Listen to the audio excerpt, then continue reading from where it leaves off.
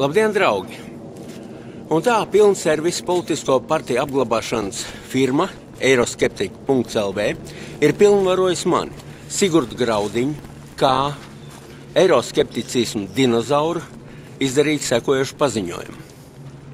Ir antiglobālisti, kuri mēģinās taisīt partiju, ja principā jau ilgi un dikti to tais, un viņu virsvadonis Andris Orols. Es vēlētos pievērst uzmanību tam. Ne jau man ir kaut kāda pretenzija pret partiju veidošanu. Katrs nodarbojas ar to, kas viņam vairāk patīk, ir tuvāks pie sirds. Bet man nepatīk, ka čakarē Latvijas tautais smadzenes, kas notiek arī šajā gadījumā.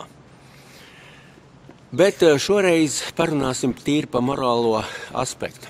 Un tas ir Ansis Atols Berziņš. Jā, pieņemam. Cik reizes Ansis Atols Berziņš ir izvilcis Andra Orola pasākums, kad bija runa pret eiro, pret vēl kaut ko, ļoti daudz. Ja nebūtu šī te Ansis Atols Berziņš, tad Andra Orola pasākumi būtu principā izgāzušies. Bet, kā jau latviešiem tās foršais sakāmais, nepateicīgs lops, jeb suns iekož rokā tam, kad viņu velk un kurš velk viņu no bedres. Labi, būšu īsāks. Mums, eiroskeptiķiem, nav vienalga, kas notiek ar mūsu cilvēkiem. It sevišķi, ja mūsu cilvēks principā ir jau Latvijas tautas sirdsapziņa, mūsuprāt. Tātad 2009. gada janvāra notikumi un Ansis Atols Berziņš reāli sodīts. Un, lai sodu nevajadzētu izciest, viņš aizmuka no valsts.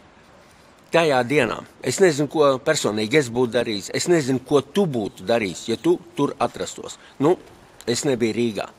Tātad, ir 13. janvārs šogad, un eiroskeptiķi rīko pasākumu pie ministra kabineta, un viens no šī pasākuma mērķiem bija pieprasīt amnestiju Ansim Atolam Berziņam.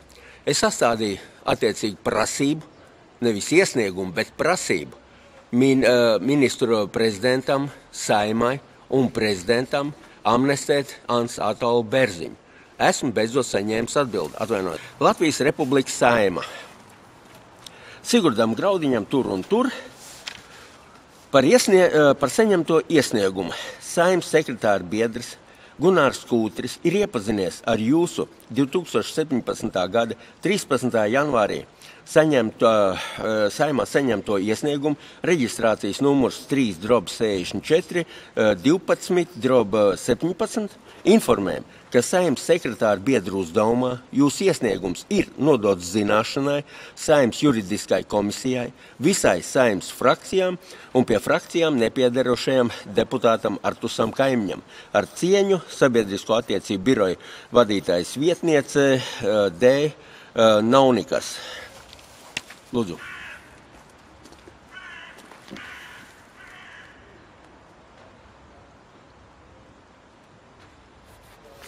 Liekas apliecinājums tam, ka Sigurds Graudiņš savu vārdu tur un arī eiroskeptiķi tur.